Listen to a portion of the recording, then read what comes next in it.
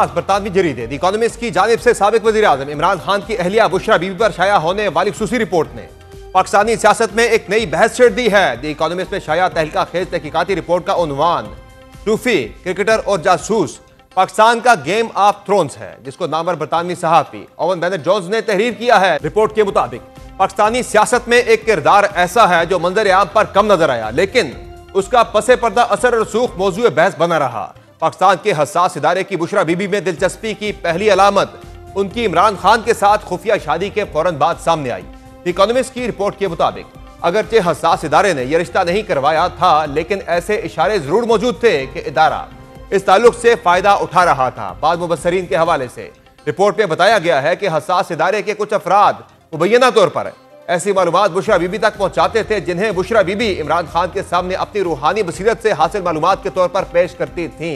Report के मुताबिक साबिक इंटेलिजेंस सरबराह जनरल रिटायर्ड फैज हमीद ने बुशरा बीबी को निहायत बारीक मगर मौसर तरीके से इस्तेमाल किया। हसास इदारा अपने एक अफसर के जरिए आइंदा होने वाले वाकयात की मालूमात बुशरा बीबी के किसी पीर तक पहुंचाता, जो उसे आगे बुशरा बीबी तक मुंतकिल करता और ये इंफॉर्मेशन बुशरा बीबी इमरान खान के सामने अपनी रूहानी बसीरत से हासिल करता मालूमात के तौर पर पेश करती थी। जब वो पेशगोइयां दुरुस्त साबित होती तो इमरान खान का अपनी अहलिया की बसीरत पर यकीन मजीद पक्का हो जाता।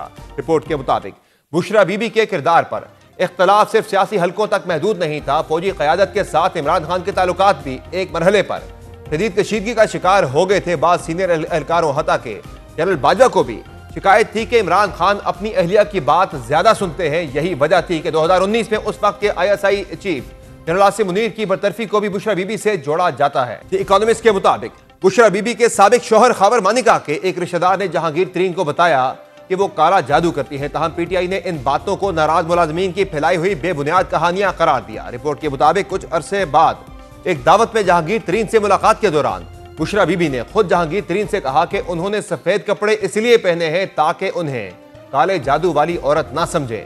जहांगीर तरीन ने कहा कि उन्होंने उसी रात समझ लिया कि PTI में उनका मुस्तकबिल नहीं और बाद में पार्टी छोड़ दी।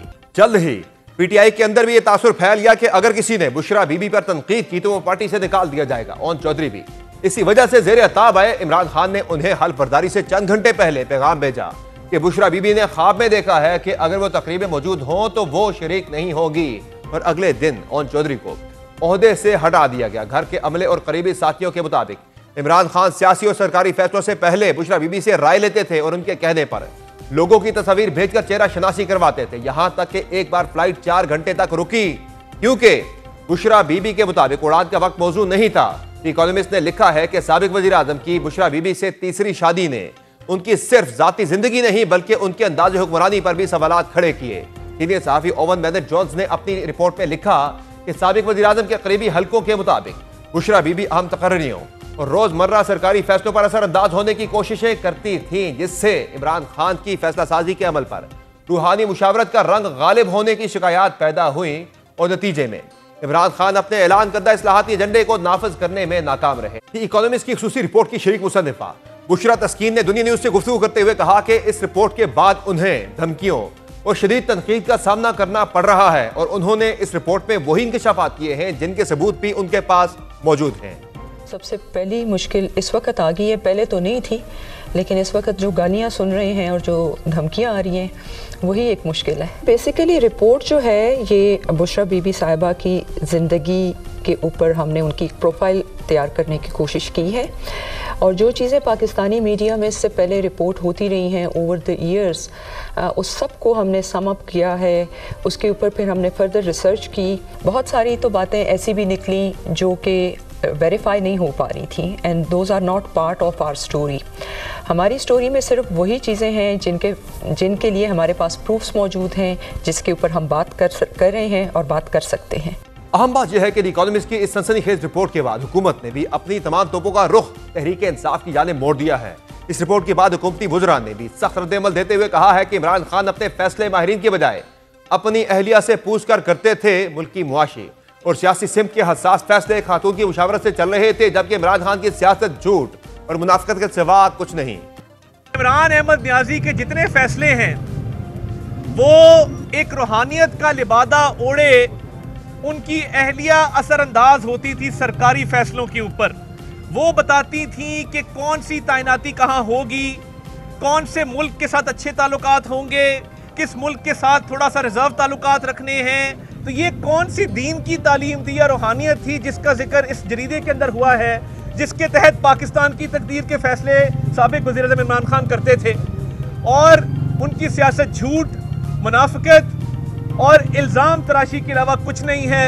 पाकिस्तान एक एटॉमिक पावर और उसका प्राइम मिनिस्टर जो कि मायूसियों के गड़े में गिरा हुआ था, जो मुल्क जो है एटमी कुव्वत रखता था, उसके हाथ में वो जादूगरनी आई और उसने आकर इस मुल्क के तमाम आईनी फैसले करने शुरू किए। कैबिनेट के करप्शन की इंतहा की और उस करप्शन की इंतहा को आज यहाँ पे एक्नॉलेज कर दिया गया इस आर्टिकल के अंदर। मानी पीटीआई के फॉलोअर्स आज इस आर्टिकल को बार बार पढ़ें। द इकोनॉमिस्ट में लिख दिया गया है, पूरी दुनिया को बता दिया गया है कि कितना खतरनाक वक्त गुजरा है पाकिस्तान के ऊपर, कि किसके हाथ में था इक़्तिदार, जो जादूगर हुकूमत के अंदर जादूगरनी के हाथ में था। दूसरी जानिब इस रिपोर्ट पर तहरीक इंसाफ की जानिब से भी शदीद रद्द अमल आया है। पार्टी के चेयरमैन बैरिस्टर गौहर ने एक बयान में इस आर्टिकल को शरअंगेज और झूठ पर मबनी करार दिया है। एक बयान में पीटीआई चेयरमैन का कहना था कि इस आर्टिकल के खिलाफ कानूनी चाराजोई का हक रखते हैं। इस आर्टिकल का मकसद बुशरा बीबी और बानी पीटीआई की किरदार कुशी है। बैरिस्टर गौहर का मजीद कहना था कि बुशरा बीबी बानी की अहलिया होने की वजह से जेल में हैं। इससे कबल भी उनके खिलाफ इद्दत जैसे घटिया इल्जाम लगाए गए जिससे वो बरी हुई। बैरिस्टर गौहर के मुताबिक इद्दत जैसे इल्जाम झूठ साबित हुए, ये भी एक मनगढ़ंत कहानी है और ऐसे हथकंडों से बुशरा बीबी को नहीं तोड़ा जा सकेगा। इसके अलावा हालिया दिनों मुल्क में होने वाली बड़ी आईनी तरमीम के आफ्टर शॉक का सिलसिला भी जारी है। अगर पहले सियासी रद्द अमल की बात हो तो पाकिस्तान तहरीक इंसाफ ने इस मुतालिक मुज़ाहमत का ऐलान तो किया है, ताहम इस ऐलान की अमली शक्ल या हिकमत अमली ताहाल मंजर आम पर नहीं आई। दावा किया जा रहा है कि पीटीआई एक तहरीक चलाएगी जिसकी तैयारी की जा रही है और पहले टोकन एहतजाज के तौर पर आइंदा जुमा को यौम स्याह मनाया जाएगा। पीटीआई के लिए एक और एहतजाजी तहरीक को लॉन्च करना इसलिए भी कठिन दिखाई दे रहा है क्योंकि गुज़िश्ता रोज ही पेशावर हाई कोर्ट ने वज़ीर आला खैबर पख्तूनख्वा सुहेल अफरीदी को किसी भी मुज़ाहमती या सियासी मुहिम जोई में रियासती हुकूमती मशीनरी को इस्तेमाल करने से रोक दिया है। इस सूरत हाल में तहरीक इंसाफ 27वीं आईनी तरमीम और दीगर मामलात पर विफाक को ललकारने में कैसे कामयाब होगी, ये देखना इंतहाई अहम होगा। दूसरी जानिब 27वीं आईनी तरमीम की मंजूरी के बाद कायम होने वाली आईनी अदालत की तश्कील का अमल मजीद तेज हो गया है। विफाकी आईनी अदालत के सरबराह जस्टिस अमीनुद्दीन खान ने अपना पहला हुक्म जारी करते हुए साबिक डिस्ट्रिक्ट एंड सेशन जज मोहम्मद हफीज को रजिस्ट्रार आईनी अदालत लगा दिया है। इसके अलावा विफाकी आईनी अदालत के लिए इस्लामाबाद हाई कोर्ट की इमारत में नई अदालतों की तैयारी आखिरी मराहिल में है। हाई कोर्ट के 3rd फ्लोर पर 4 अदालतों की तैयारी जारी है, जबकि एडवोकेट जनरल और अटॉर्नी जनरल के दफातर भी खाली करवा कर नई जगह मुंतकिल किए जा रहे हैं। 2 मजीद अदालतें 2nd फ्लोर पर कायम की जाएंगी और जस्टिस मोहसिन अख्तर कियानी समेत कई जजों की अदालतें भी मुंतकिल की जा रही हैं। गो के इस आईनी अदालत में जजों की हतमी तादाद से मुतल्लिक अभी फैसला नहीं हुआ, ताहम आज एक और जज ने इस अदालत के रुकन का हल्फ ले लिया है। इस्लामाबाद हाई कोर्ट में विफाकी आईनी अदालत के 5वें जज के लिए हल्फ बर्दारी की तकरीब का इनेकाद किया गया, जिसमें जस्टिस के आगा ने विफाकी आईनी अदालत के जज के तौर पर हल्फ उठा लिया है। तकरीब में इस्लामाबाद हाई कोर्ट के justice Arbab Mohammad Tahir, justice Mohammad Azam Khan, justice इनाम अमीन मिनहास, जस्टिस खादम हुसैन सोमरो और जस्टिस मोहम्मद आसिफ ने शिरकत की, जबकि आईनी अदालत के सरबराह जस्टिस अमीनुद्दीन खान ने जस्टिस के आगा से हल्फ लिया। हल्फ बर्दारी तकरीब में आईनी अदालत के गुज़िश्ता रोज हल्फ लेने वाले जस्टिस आमिर फारूक, जस्टिस हसन अजहर रिजवी और जस्टिस अली बाक़र नदवी ने भी शिरकत की। दूसरी जानिब सुप्रीम कोर्ट के सीनियर 3 जज जस्टिस मंसूर अली शाह और जस्टिस अतर मिनल्ला की जानिब से इस्तीफा दिए जाने के 2 रोज बाद लाहौर हाई कोर्ट के एक जज ने भी ओहदे से इस्तीफा दे दिया है। रिपोर्ट के मुताबिक लाहौर हाई कोर्ट के जस्टिस शम्स महमूद मिर्जा ने इस्तीफा दे दिया है। जस्टिस शम्स महमूद मिर्जा का 27वीं आईनी तरमीम के बाद तबादले का इम्कान था। Justice Shams Mahmood Mirza Lahore high court की इंतजामी कमेटी के मेंबर थे।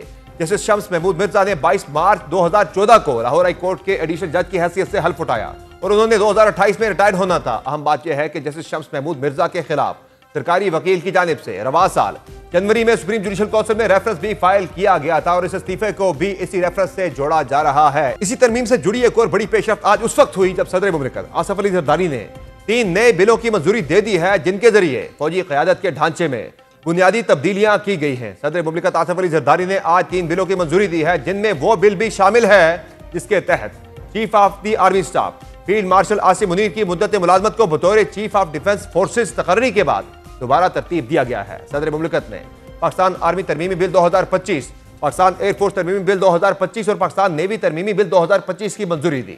सदर की मंजूरी के बाद ये बिल अब कानून का हिस्सा बन चुके हैं। वादे रहे कि वजीर कानून आजम नजीर तारड़ ने रवां हफ्ते कौमी असम्बली में वजाहत करते हुए कहा था कि अब CDF की 5 साला मुद्दत मुलाजमत उनकी तकर्री के नोटिफिकेशन की तारीख से शुरू होगी।